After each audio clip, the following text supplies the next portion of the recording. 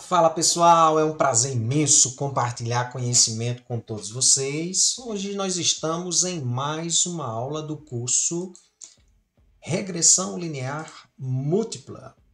Antes de mais nada, gostaríamos de pedir a contribuição de vocês para aqueles que estão gostando de nossos materiais e ainda não se inscreveram em nosso canal. Se inscrevam em nosso canal, deixem o seu like se assim gostarem, para que a gente possa impulsionar essas videoaulas para outras pessoas do seu ciclo de amizades e de interesses dentro dessa mesma linha do qual nós disponibilizamos nossos materiais no canal. É um prazer imenso compartilhar conhecimento com vocês. E na aula de hoje nós estamos querendo explicar a interpretação dos parâmetros de um modelo de regressão linear simples, no caso, um modelo de reta.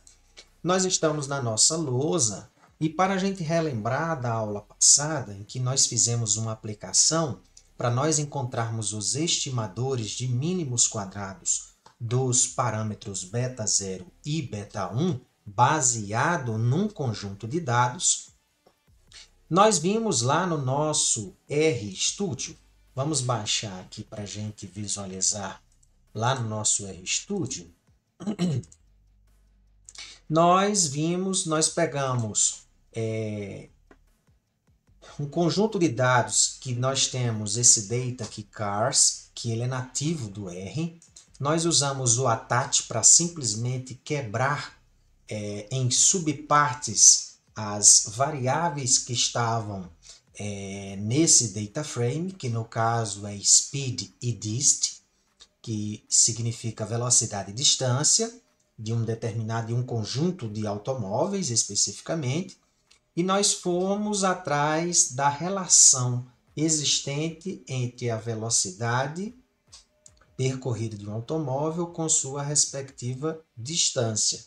Será que a gente consegue explicar a distância, as variações da distância dos automóveis em relação às suas velocidades? Essa é o objetivo da análise em si está sendo essa. Foi o que nós fizemos. Quebramos aqui o attach.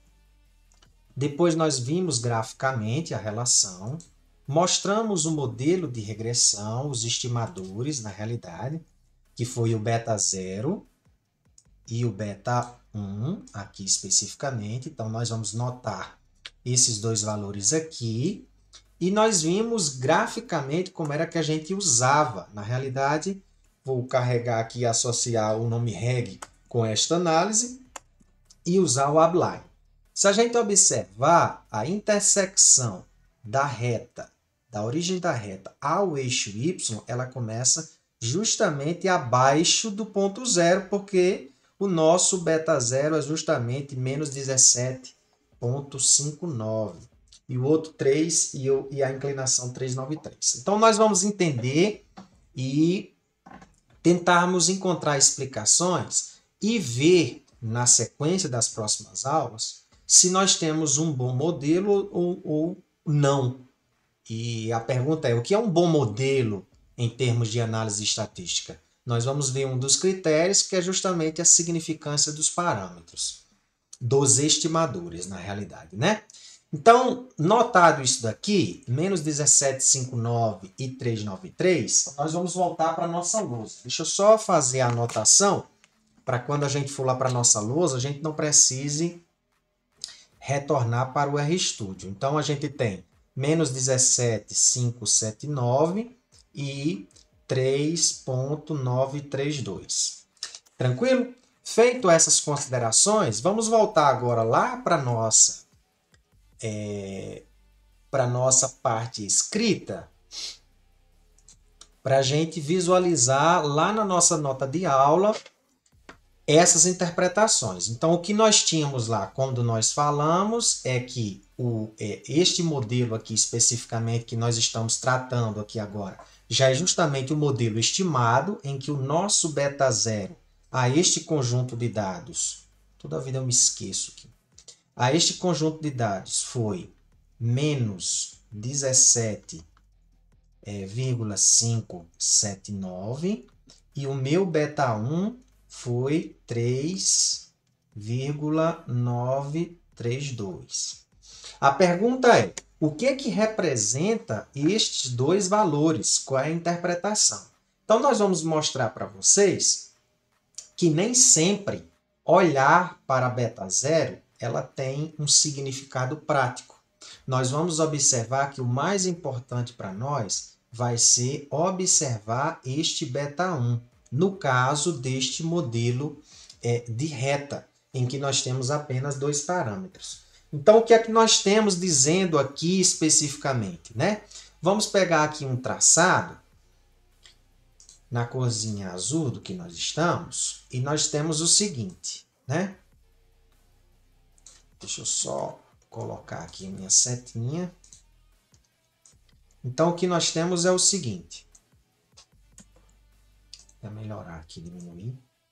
Então, nós temos isso daqui e temos isso daqui. Deixa eu só voltar um pouquinho para eu ir um pouquinho mais para baixo. Tranquilo. Então, aqui o que é que nós temos? Nós temos aqui no eixo X, justamente nós temos a nossa velocidade e no eixo Y nós temos a distância. Bem, de acordo com o que nós temos aqui, vamos pensar que aqui a gente vai fazer uma leve alteração, que significa dizer que a gente encolhe um pouco esse eixo X, aqui é nossa origem. Então, nós vamos dizer que aqui, mais ou menos, é o nosso ponto menos 17,579, tá?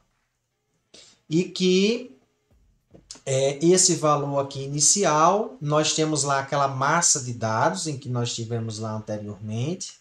Esta massa de dados, ela é mais ou menos assim, não é? Que se apresentou o conjunto de dados.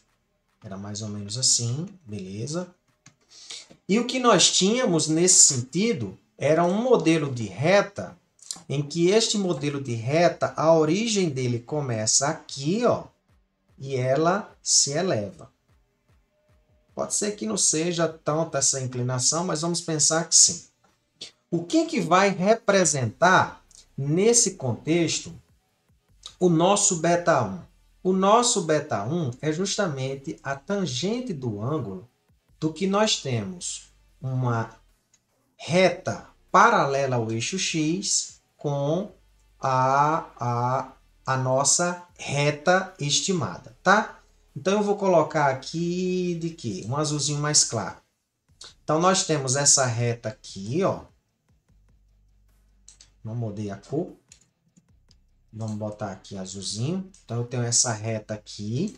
E o que é que representa a minha tangente? Quer dizer, o meu 393 é justamente a tangente do ângulo, né? Desse ângulo θ aqui. Então, a tangente desse ângulo aqui, ó, de θ, representa aqui para nós 3,932. Então, isso daqui nada mais é do que o incremento do acréscimo de uma unidade de x na contribuição da variação de y.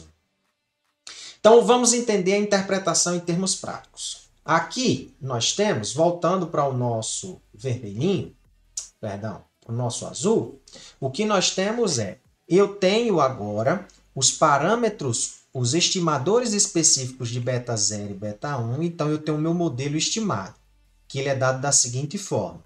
Ele é dado por menos 17,579 mais 3,932 de x, i, nesse caso, yi, xi. Significa dizer que o acréscimo de uma unidade na velocidade de x, ou melhor, de um determinado automóvel, eu tenho um incremento de 3,932 unidades no acréscimo da distância deste respectivo automóvel. Então, nós estamos dizendo que cada acréscimo de uma unidade da velocidade, nós temos um incremento de 3,932 na distância. Então, isso daí, ele é interessante no sentido de nós verificarmos a possível relação que exista entre a velocidade e a distância. O que vem a representar a interpretação do meu beta zero? O meu beta zero, ele diz mais ou menos o seguinte, ó, se o carro não tem velocidade nenhuma, ele percorre uma distância de menos 17,579. Mas perceba, isso em termos práticos não tem natureza prática em si. Não tem como um carro não tá em velocidade e ele ter percorrido uma distância qualquer, ainda mais uma distância negativa. Significa dizer que em determinadas situações, como essa aqui especificamente, o beta zero ele não tem interpretações práticas. Uma outra coisa que muita gente faz de forma errônea é o seguinte, então se o beta zero não tem interpretação prática, nós vamos terminar a nossa análise lá e nós vamos verificar a significância desses estimadores lá no final. Como isso aqui não tem interpretação prática, o que é que nós vamos fazer? Vamos pegar e vamos eliminar esse beta zero e vamos ter o nosso modelo dessa forma, assim simplificado, que vai ser melhor. 3932 de xi. Pronto. Isso não é verdade. Por quê? Porque você só tem esse resultado aqui da estimativa de beta 1 porque você tem no modelo beta 0. Caso você queira estimar o parâmetro de um modelo que não é dessa forma agora, mas é dessa forma, yi, ou vamos pensar de uma forma anterior, y igual a um beta 1 de xi mais uma determinada contribuição aleatória, eu tenho que estimar este beta 1 sem levar em consideração que no modelo eu tenho o beta 0. Então, o estimador de beta 1 não vai ser igual àquele outro estimador que nós vimos na aula anterior, em que nós tínhamos o beta 0 no modelo. Então, o estimador terá uma outra expressão nesse sentido, certo? Então, desse modo aqui, nós podemos dizer que isso daqui não é correto. Isto aqui é errado, esta informação. Isso aqui não é verdade. A gente até apaga, tá? Vamos pegar aqui também e retirar essa situação aqui para nós.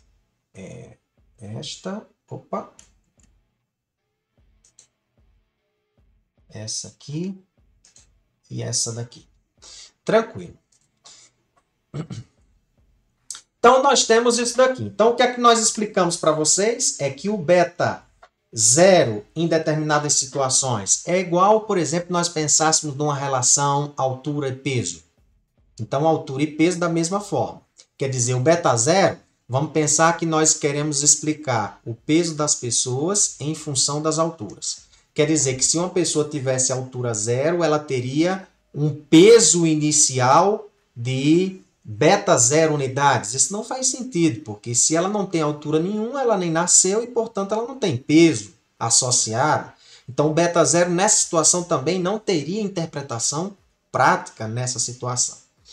Então, nós temos que o beta 1 é o incremento, então nessas duas situações o beta 1 ele tem uma importância maior em termos de parâmetro no modelo do que o beta 0.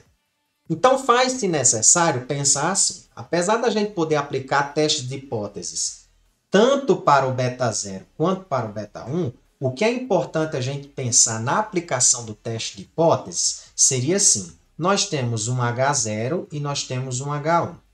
A nossa hipótese H0 vai dizer que um determinado B, então vamos pensar aqui num BK, que esse BK pode ser K igual a 0 ou K igual a 1, isto aqui é igual a 0. Para um K, sendo 0 ou 1, tá? E este BK é diferente de 0. Então, nós iríamos aqui, nesse caso, ter dois testes de hipóteses, um para beta 0 e outro para beta 1. Por que isso aqui é interessante? Porque nós precisamos saber se essa inclinação aqui, ela é diferente ou não de zero. Por que se ela for igual a zero, ela não tem interpretação prática? Vamos pensar juntos? Bora lá. Então, o que é que significaria beta 0, ou melhor, beta 1 ser igual a zero nessa situação?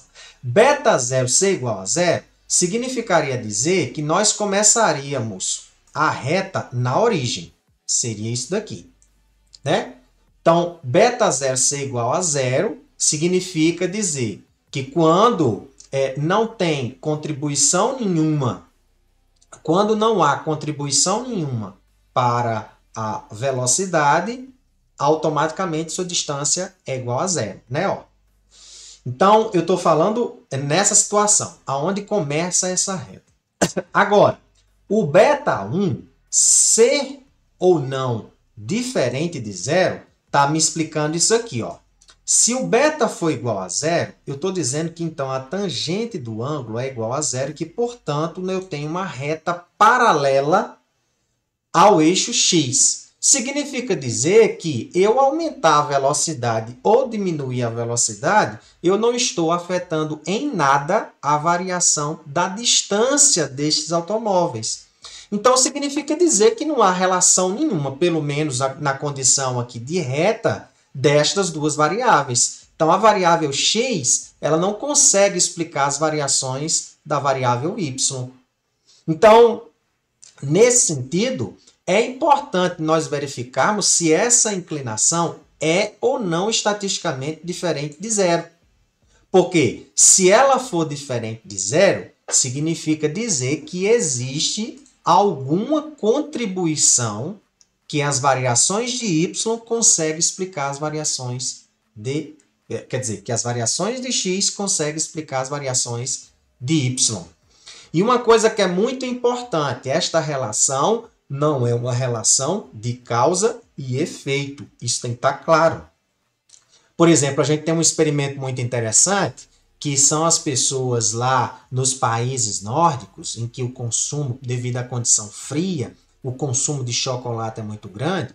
E aí, para explicar que a relação não é uma relação de causa e efeito da análise de regressão, é que foi feito um experimento no consumo de chocolate de crianças e verificar essa associação da variação do consumo com o QI das crianças. E que, de certa forma, esta análise consegue, de alguma forma, explicar que, com as variações do consumo de chocolate das crianças, o nível de QI destas crianças. Agora, é causa e consequência que as crianças que consomem mais chocolate são mais inteligentes? Pelo menos cientificamente, isso não há prova alguma. Então, não há uma relação de causa e efeito nessa situação. De algum modo, acontece algum padrão de que as variações de consumo de chocolate dessas crianças conseguem explicar as variações do QI dessas crianças, mas não que essa relação seja de causa e efeito. Isso tem que estar claro. Então, para motivar para a próxima aula, nós queremos mostrar o seguinte. É interessante, então, verificar que o beta 0 e o beta 1, mais precisamente o beta 1, é igual ou não a zero, implica dizer que se nós conseguimos mostrar que há uma rejeição da hipótese H0, existe alguma contribuição das variações de y que consegue explicar das variações de x que consegue explicar as variações de y. Era isso que nós queríamos tratar na aula de hoje. Espero que vocês tenham gostado. Esperem as próximas aulas, porque é uma condição contínua de conhecimento. Lembrem-se que o conhecimento é uma liberdade necessária. Fui!